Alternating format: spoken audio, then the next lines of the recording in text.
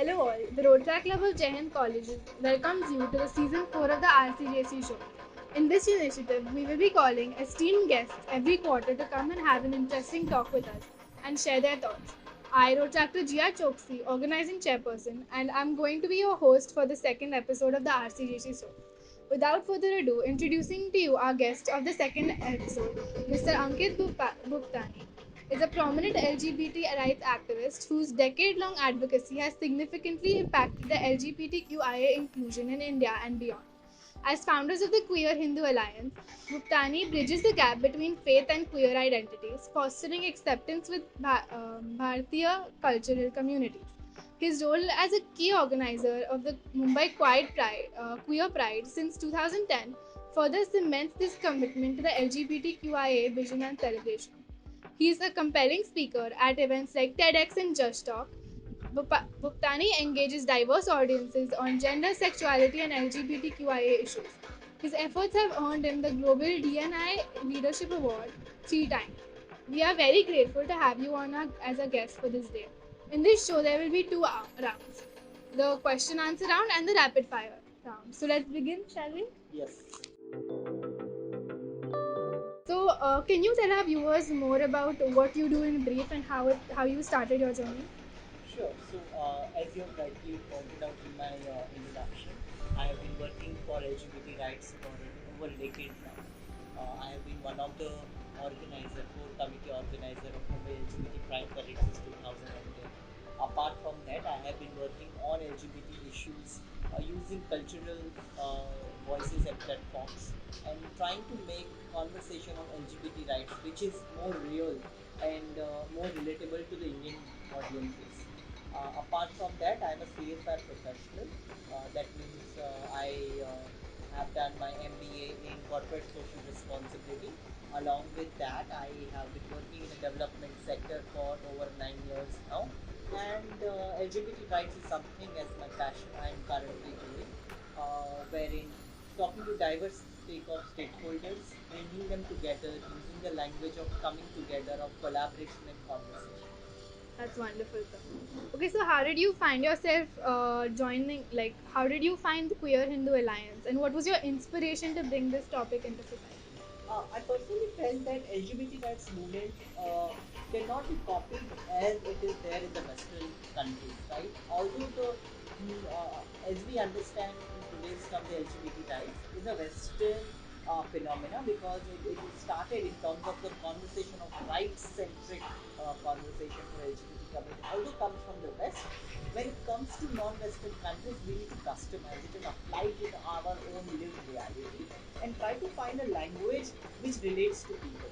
And I thought that what better than the cultural heritage of queer India to use that, right? So I don't talk about LGBT rights only from a perspective that these are rights, but I also talk about that how the LGBT identity have always been part of our civilization, have been part of our conversation, have been part of our mythology, have been part of our lived reality. So most of them are accepting, some of them are negative, but it is acknowledged. Nobody in India even centuries ago told that queer people should be stoned to death or should be thrown from a large building just because they happen to be from LGBT community. And I thought that if this inclusive, accepting, beautiful lived reality of our civilization is told in a language people would understand, then we can have much more chances of acceptance, accommodation, and progress. And that is why the conversation came to the Queer Hindu Alliance. That's very true, sir. Okay, so you know how these conversations about the LGBTQIA community they can get a little bit awkward, especially in India. So how do you like? What is your take on this, and how do you deal with it? I personally feel that we need to talk to a person in a language that person understands. When I say language, I don't necessarily mean Hindi, English, Marathi, Bengali, Gujarati, but what I essentially mean is that if a person in front of me believes in family value, is a person from senior citizen category, or my parents, or somebody's parents, I cannot use the language of constitution, saying that the constitution believes in equality, hence you need to give equal rights. At that time, I need to use the language of family values, saying that look, essentially, even I want exactly same family values as all of you have been living. Like I want to start a family. I want to live together with my partner. Have a same set of fight about who will take the the kachra out in the morning, or who will wake up for the milk wala when he or she comes in, and things like that. Right? So I need to use the language a person understand in front of me. If a person understands the language of law, then I use the language of law. If a person understands the language of constitution, I use the language of constitution. But if a person understands the language of family values, love, acceptance, I need to use those languages, right? So what happens is when we make one size fit all solution, we really degrade the beautiful diversity of any movement, whether it's an LGBT movement or any other movement. I try to bring that diversity within the spectrum of LGBT rights narrative, which is so much centered around rights, does not talk about duty much. At the same time, it's such a way, copy of the Western conversation of a very a march based or a collective activism based conversation, which is true, which had space in any society and which is required. I'm not saying that it is not required, but I'm saying that after and before your pride marches, when you are trying to find acceptance in the Indian society, pride marches will not get you that. I think maybe our history, our civilizational conversation, and our family values might be able. Yes, it's very important to talk about this stuff as well, and like it's really good that you're doing it in a way that other people will understand you and like it makes sense to them. Okay. So, what are some challenges you faced while building the foundation of the queer into it? So challenges are several. I always say that I am a minuscule minority, not because I'm gay, but because I am a minuscule minority within LGBT conversation, LGBT activism, who does not believe in the idea of binary of oppressed and oppressor. I reject that binary framework, and I see that we need to have, instead of making somebody a villain, wherein LGBT community try to make society a villain and they see them as oppressors, and now we need to take back our rights, which is very violent language, very violent way to look at it. I try to reach out to the people who do not agree with it, whether it's on the social side, religious side, political side, and try to build a bridge between the community and those stakeholders in the society, right?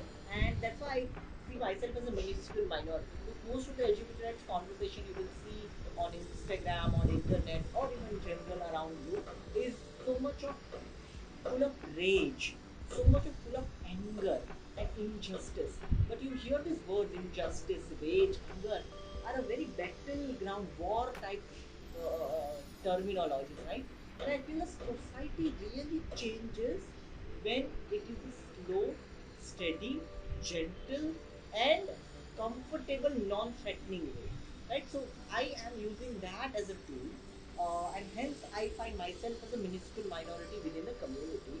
And sometimes, because of my different and unique approach to LGBT rights conversation, sometimes community members do not able to understand that, and they have some reservations about it. So I face some kind of challenges from the community members. The other challenges is from the very ultra conservative stakeholders of the community, of not of the community but of the society, who may not be ready to accept that like LGBT people have been part of our civilization, have been part of our society, and they deserve equal rights, right? So these are the second set of people from whom I face challenges. But I personally feel that irrespective of challenges, we need to keep going on any issue. And once we are committed to that, the path is glorious ahead. That's a really unique approach to it. Actually, I really like that. It's like peaceful and nice also, and it's a way to like bridge the gap between the two as well. Thank you so much. So, can you mention some internal and external factors, like challenges faced by LGBTQI community? LGBT community face quite a lot of challenges, but again, the level of challenges are varied from the perspective of your privileges, right? So, if you are coming from a upper economical strata, wherein you have enough means to complete your education and you have a privilege to not come out till the time you complete your education, which is your master degree program and all, then once you are financially independent because you completed your education, you are having your livelihood sorted, and then you come out. then the amount of trauma and challenges you go through in terms of real survival needs is little bit less than a community member who may not have all those privileges, right? Second thing is, even within that spectrum, you will find that the people are living dual life. So once a person discovers themselves being different, it's so difficult for a person to, like, constantly lie to themselves at times, and on above lie to the society, as if they are in a 24 by 7 a play, in a theater performing a character which they are not. I personally have come across LGBT community members of the age of 40, 45, 50 who have got married, have their children now, and now decided to come out. Why? Because they did not have courage or avenues or agency or resources to come out before this. So, coming out to the loved ones in a safe and healthy environment is the very first challenge. The second challenge, we can look at it from a legal perspective, that community members may not be able to find accommodation, because anyway there is a a stigma around bachelors living in a housing society. On top of it, if you are a queer person, out and proud queer person, it's extremely difficult for you to find an accommodation. And on top of it, if you are a transgender, right, how many, even if you are a rich person who happens to be trans, how many elite society, even in city like Mumbai, would be giving a home to a trans person living in a society, right? So finding those kind of accommodation. Then in terms of, say, healthcare, especially for a lower economic strata of the community, because when they go to government hospital, they are not sensitized enough on the gender conversations, on trans issues and things like that. So that is a challenge. When we talk about, yet I do not have a right of civil partnership, when I cannot call my partner as my partner in the eyes of law, right? So those are the legal challenges, social challenges, legal challenges, and third are mental health challenges.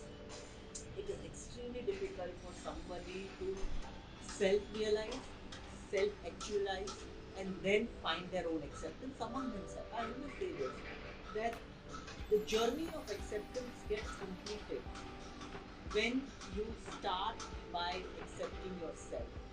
Half of your journey is completed, and your society, your family, your relatives, everybody else comes in the balance of 50%. So I see challenges for LGBT community at three level. One is the social, second is the legal, and third is the mental health self challenges.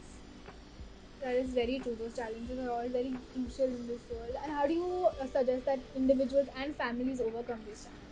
So if you are somebody who is planning to come out and you have not come out, I ask you to ask yourself three basic questions. And if answer of any of this question is no, I would request you or suggest you to hold on to it. First of all, again, before I answer that, there cannot be a blanket statement or a suggestion or a pathway to everybody. Of course. You need to apply it for your lived. But based on the overall community which I have experienced and come across so many people across the country in last 10 years, what I personally find is the people make three primary mistakes, and that's why these three questions. The very first question is, by coming out, is your physical safety coming into a danger? Like for an example, I have come across cases and wherein parents have kept their children in the house arrest. They, they stop their educational courses which they are doing in the college or schools, right? Or at times they have been physically beaten, or to that extent they have been taken to some black magicians and things like that, so that they can recover from those so-called tendencies. So very first one is that, are there any physical challenges? If the answer is yes, I would say then hold on, do not come out right now. If you think that your life is under danger, your physical safety is under danger, do not come out now. Second is that, check out, do you have financial resources to come out, right? Will you be able to stand on your own leg? What if you come out and your parents throw you out of your home? You are on the street, what will you do? Even today, I will get, one call in every quarter or every 4 months, wherein somebody would call me and say that, hey, I am calling from tier 2, tier 3 cities, and my parents have thrown me out and I'm on a street right now. What do I do, right? And then you have to find an NGO who will shelter this person for a few months or a days or things like that, and nobody's going to take care of your full life. So I would advise you that if you have a safe shelter wherein you're studying right now, you're not earning, I would advise you that in case you think that you may not be at the safety, then do not come out right now. Ask yourself, do you have financial resources to come out? Are you on your own, independent or not? The third one is sometimes people are grown up, like they're 30, 35 of my age. They have, so of course, nobody gonna physically harm them. They are earning their own livelihood, so money is not also not an issue. But sometimes uh, mental health created a problem wherein you are with your family, your loved ones for since your child, since your birth, and now suddenly they stop talking to you, and that creates a lot of impact. Right? So I always say this: no coming out is going to be without any kind of drama. Drama, the quantity and quality of drama may vary from family to family, but there would be some drama. So you need to have, like understanding that if you come out, there will be some amount of drama because you are breaking the image of your parents which were created even before you were born. My child is going to be like this, my daughter and son are going to be like this even before you were conceived, right? So you are breaking all those images in just fraction of a night once by coming out. So it's a process. So ask yourself three questions: physical safety, financial security, and emotional safety. If you are able to come think that you are safe on all these three parameters, feel free to come out. That is very good advice, actually. Okay, so you know how you have a really big organization. So how do you manage such a and create such? How did you manage to create such a big organization, especially in the field of an LGBTQIA? So Aquarian is Alliance of a registered organization. So we all are volunteers and who are connected with each other in terms of social support. So we don't have much of a structural challenges in terms of registration, compliance, finance, and all of that thing. All of it happens on a voluntary basis. So we don't have much of an operational challenges in the organization. That's very nice. Okay. So what are a few of your visions and goals that you would like to achieve in the coming years? For LGBT community, I personally feel that civil partnership must be legalized and recognized in India. Along with that, acceptance of LGBT community on a social level is another critical aspect which all of us need to continuously work on. This is not something like a journey which has a destination. It is always ongoing process, and we need to address those challenges which comes up with it. Third one is we need to be mindful of the challenges coming out of the socio-political dynamics of the country, which is keep evolving and keep changing. So, for an example, some political parties will promise LGBT community moons on their manifesto, but once they are elected to power, they will forget us. So, we need to keep them accountable. That okay, you promised us these XYZ things, now deliver on it, right? Then same goes for the business houses as well.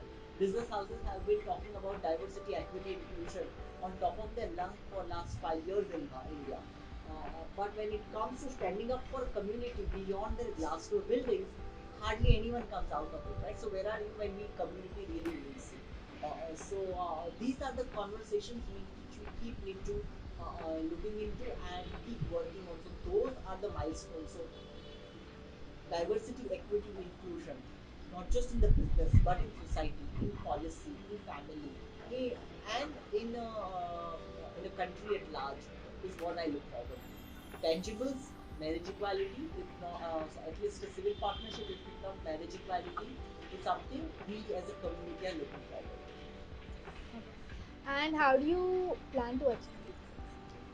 By conversation and dialogue, right? So, for an example, I was recently part of a committee which was looking into LGBT rights from the central government's perspective, and we recommended quite a few changes which we asked the central government to do it, and to our surprise and pleasure, most of those recommendations have been accepted by central government. So, for an example, today you can open a joint bank account in any of the bank in a financial inclusion perspective, right? So you can go walk into a bank if you are having your partner. You can walk into any bank of any country of any branch and say that I want to open a joint bank account with this person who happens to be my partner. As a life partner, you can open a bank account. Earlier, that was only limited to bank who wanted to do from themselves, right? Now it is just applicable to all the banks. Second is you can nominate your partner in your health insurance. same gender partner in your health insurance. The third would be that in ration card you can add your partner, which is ration card is a family document. Nowhere in the world, I guess, there is a document like ration card which talks about family unit, right? So now you can go and add your partner on your ration card, which is a very progressive and a positive change which we have Yeah. seen.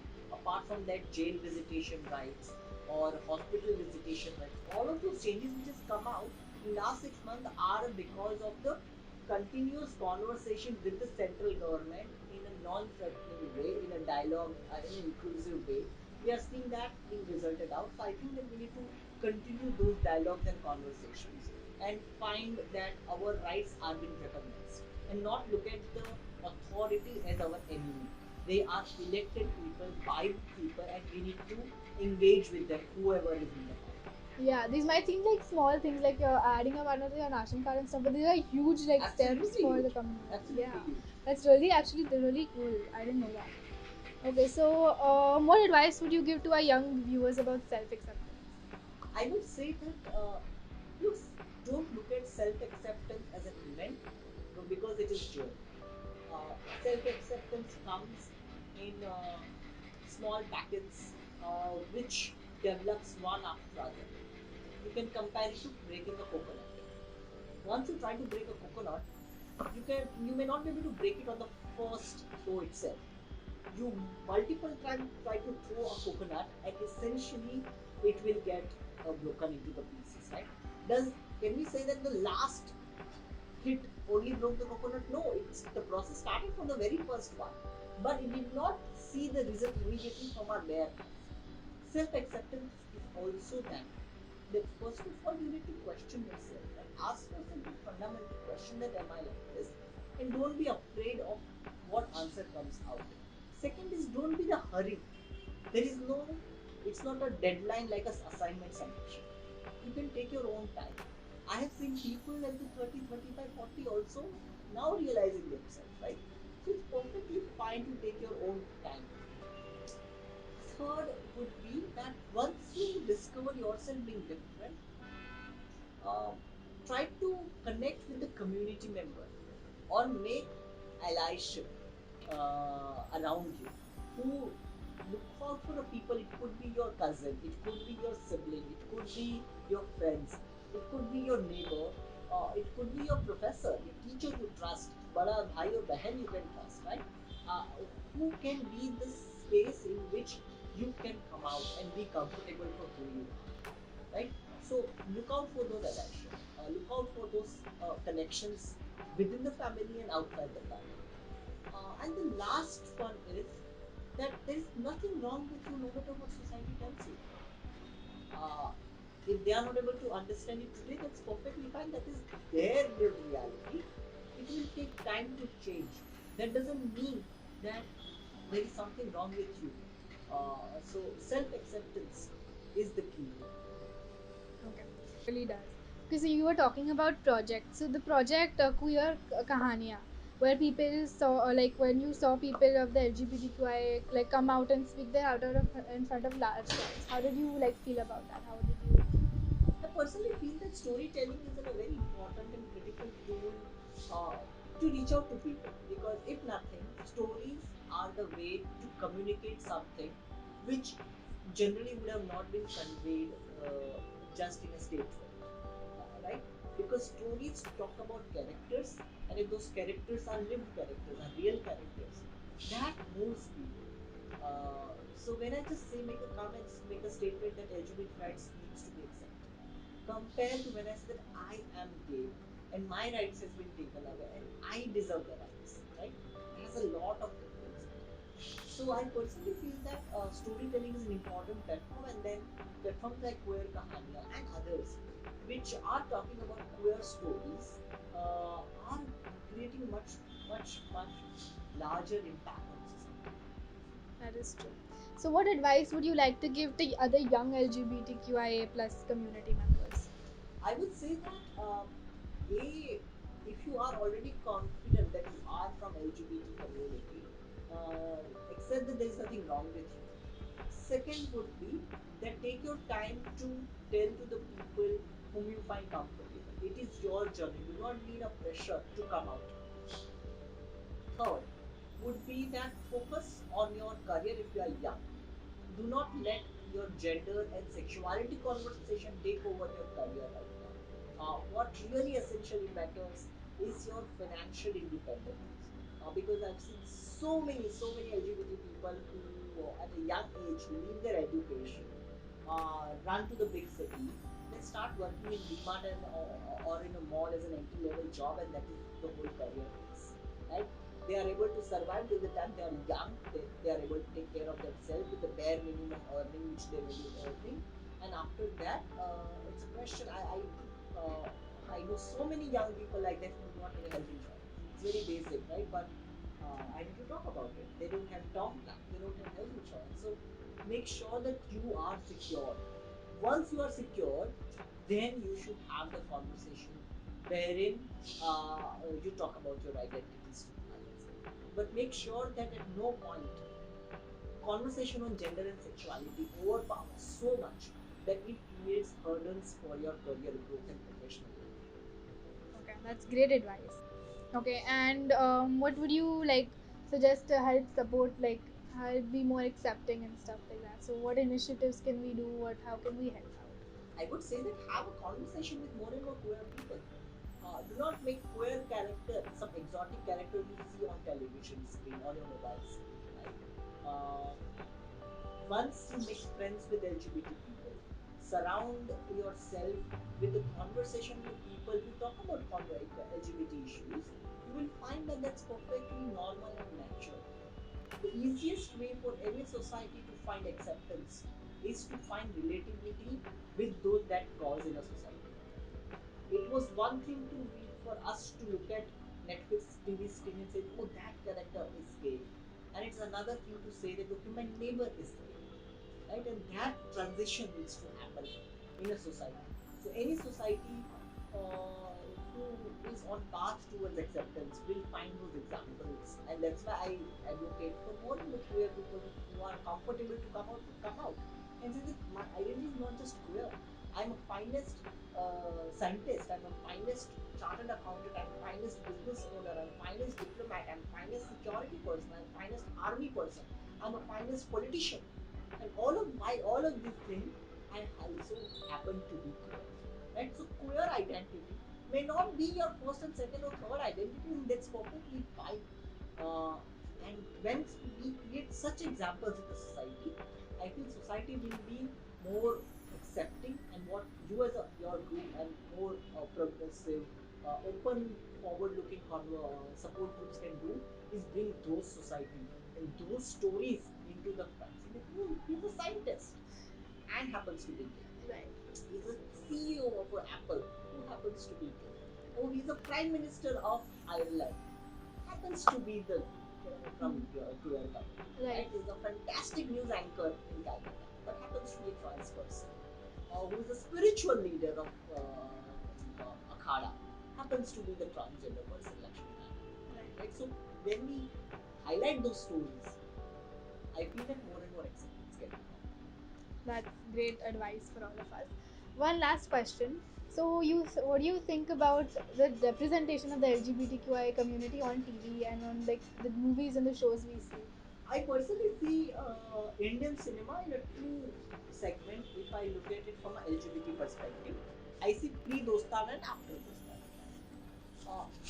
Look at the Dostana scheme in particular, wherein the main character happens to bring a fake gay boyfriend at home, and Kiran Kherji welcomes that partner just the way she would have welcomed Bahu at home, right? Typical Punjabi Bollywood way of that chawal and getting like that kalash of chawal and welcoming all of that thing. And she gives her kangan to her damad, quote unquote damad, saying that I don't know what I would have, like I don't know what to do, but if there would have been a bahu, I would have done the same thing, right?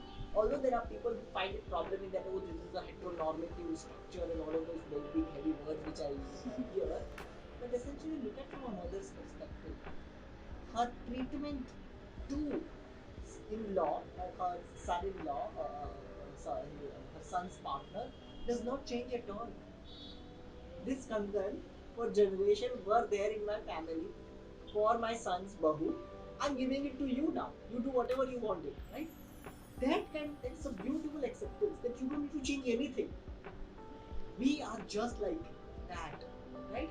And then that's why I feel that pre-Dostana, which were, you see the queer character being shown in a comedy way, in a funny character way, a side character who would be eyeing every man in this on a screen, or somebody who is so effeminate.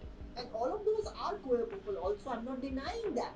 That's not the only thing about them. That is not the only thing, right? There are masculine gay men as well. There are effeminate gay men as well. There are shades of reality in the queer rainbow, and all of this being projected, and we see that happening a lot after Dostana. So I see the Dostana as this milestone on Indian cinema and Indian storytelling, which has changed so much. And after OTT, we see a lot of positive stories being coming out, and not just positive. I would like to see some crooked queer character as well. Why can't queer character be villains? Right? We can be terrorists, we can be kidnappers, we can be murderers, and like in the, let there be a nice suspense thriller murder series wherein a gay man, a lesbian woman is a killer. It would be wonderful to see, right? So I think the diversity of queer cinema, which is increasing, but needs to increase much more. Yes. Thank you so much. So that was the end of round one, and those were some great answers. Very like deep stuff we can actually reflect on. So let's move on to a lighter round. So this is going to be the rapid fire round. It'll be like one Sure. word, one sentence question. Sure. So we'll begin. Sure. Okay. So let's start the rapid fire round. So first question: what is one quote that you live by? Quote that I live by. Oh my god. Nothing is permanent. Okay. Everything changes. Would you rather go to beaches or mountains? Mountains. Mountains. So sure. Pakka se. Absolutely. You don't like the beaches at all. I love beaches, but I love mountains a little bit more. Okay. What is one? If you had one wish, like if anything you could wish for in the world, what would you wish for? I wish for today there would be marriage equality in Bharat. And how many languages do you speak? 5. Can you name them? English, Gujarati, Marathi, Hindi, Brij Bhasha. Wow, that's like very unique time for languages. What is your favorite food? Favorite food currently, I am really going back to the basics of pav bhaji. And sweet food or salty? Mix of both. Okay, you like both. Same here. I love food as well. Okay, so that was the end of our second round. We would like to have your feedback on our initiative. I really loved the way you are talking about queer stories and other stories, and bringing out the people who would be like, show some kind of light to the society, and especially to youth, and bring a different perspective.